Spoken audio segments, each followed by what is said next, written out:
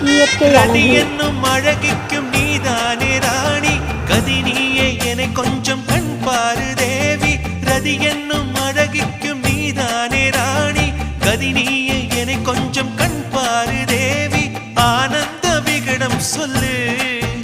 என்னை பேரின்ப நதியில் தள்ளு ஆனந்த விகடம் சொல்லு என்னை பேரின்ப நதியில் தள்ளு நான் பாக்யாதிபதியானேன் உன்னாலே கண்ணே உஷா பசும் பொன்னே உஷா